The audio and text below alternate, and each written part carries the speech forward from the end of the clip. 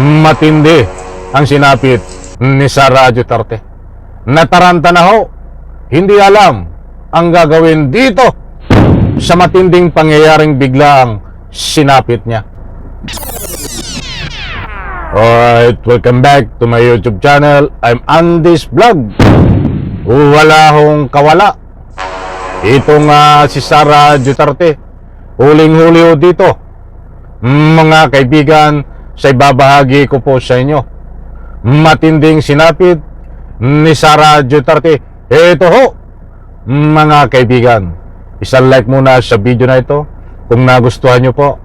Sabay-sabay po nating i-like, at sa lahat nang hindi pa nakasubscribe dito sa aking maliit pa na YouTube channel, road to 300k subscribers na po tayo. Please subscribe.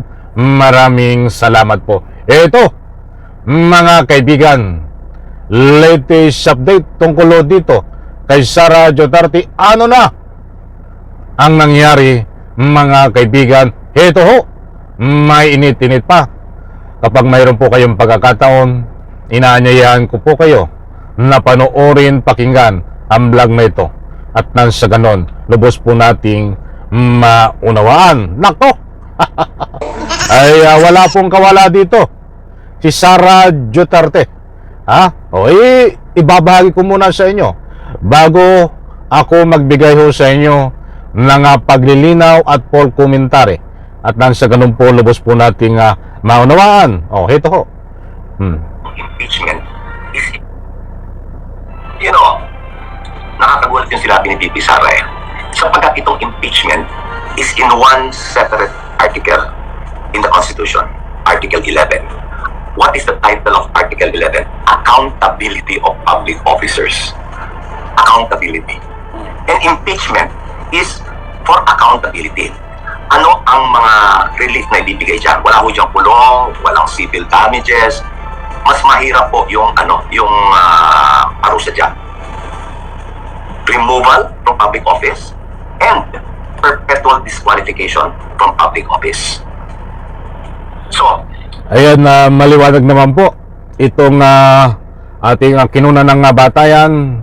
Ito ang tagapagsalita ho.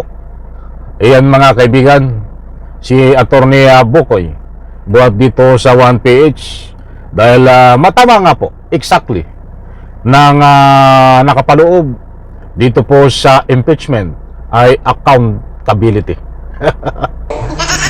Paano po natin ma-accountability ang isang katulad ni Sara Duterte kung diyan po sa Senado ay itong dinidismiss at may balak i-dismiss? Kung hindi ho ito napigilan, buti ho't napipigilan. Gustong i-dismiss ni Escudero, gustong i-dismiss ni Bato at ng kanyang mga kakampi. Di po ba? Ngayon ay hindi ho sila nagwagi. Mga mahal kong taga-subaybay, si Escudero ay naging kaldero na, at itong si Bato ay naging bato na ubab na, kasama itong mga kanilang mga kampi. Baka tayo kulangin sa oras, kaya ko nga nabanggit yun dahil in connection related po dito sa ating tinatalakay. Namantakin nyo ho, magdi-dismiss hindi pa nga natatrial, ay ano ang i-dismiss mo doon? Hahaba tayo medyo pinadaanan ko lang ng kaunti. Ganong kaubag! Hindi ko alam kung ito yung nagabububuhan o talagang bubo na. Siguro nagkukunwari lang itong bubo mga ito, nandahil sa pagkakaibigan nila ni Sara Duterte, nandahil lang sa utang na loob. May Robin Padilla, alam natin, utang na loob. Bato de la Rosa ay kaibigan sila. Hindi sila tumitingin sa word na accountability. Tinitingnan nila ay ang word na dismiss. Ba't hindi nagwagi? Ito pa. At tayo napahabay, kukulangin tayo sa oras. Impeachment is in one separate article in the Constitution, Article 11. What is the title of Article 11? Accountability of public officers. Pero ang una ho dyan sa artikulong yan on accountability is impeachment. So we're well within the bounds of our options. Ngayon, kung whether mahusgahan siya na guilty or not guilty, kahit umakwit yan, meron pa rin bukas pa rin yung yung pinto para litisin siya for plunder, malversation, bribery, and so on. Very specific po yan sa Constitution. Yes. A judgment of not guilty will not bar the government from suing or charging the impeached. Ayun na maliwanag po mga kaibigan. May nabanggit po dito, guilty man o not guilty, ay papasok pa rin po doon na pwede po itong usigin sa kasong plunder at marami pang iba mga kaibigan. Binabagi ko lang po sa inyo, mga mahal kong taga-subaybay, sapagkat ang pinapakalat po nitong si Sara Duterte ay sitting pretty sila. Kunwari ay hindi siya apektado, yun ay isang ureho ng pabablat nila. Lahat po dito ay ginawa ng mga kasinungalingan ni Sara Duterte, ng mga strategy taktika, kasangkot si Bato at ang mga ilang senador. Ay alam natin ho naman, kasangkot din dito si Escudero. Nagpalabas pa ng mga EI, yung mga piki na nagsasalita ng mga bata na kunwari ay kampi sa kanila. Ay pinaniwalaan ba naman, di ba? Sampu lang ho yan. Basta't gumagawa ho sila ng paraan nang sa ganun ho ay mali isang isyo.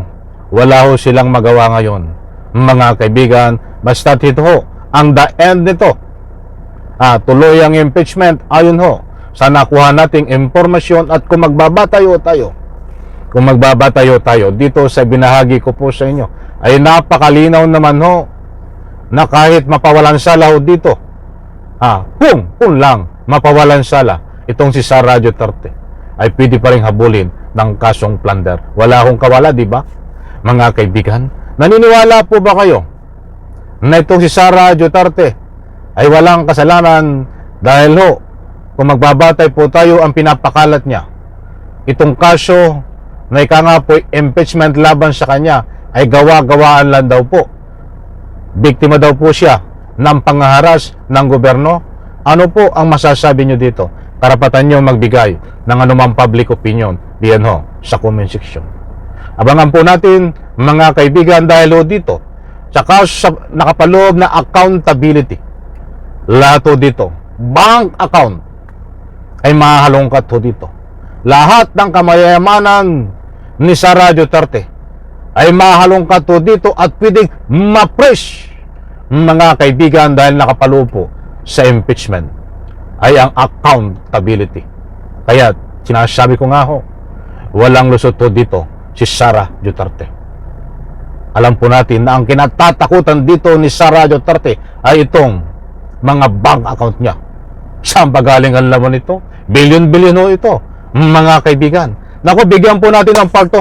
Baka tayo po ay kinulang sa oras yan ang sarap kasi magbigay ng public opinion na mayroon po tayong batayan, hindi po tayo na nagpapakalat ng anumang fake news. Isalay ko sa video na ito. Maraming salamat, bye-bye. Palakpak.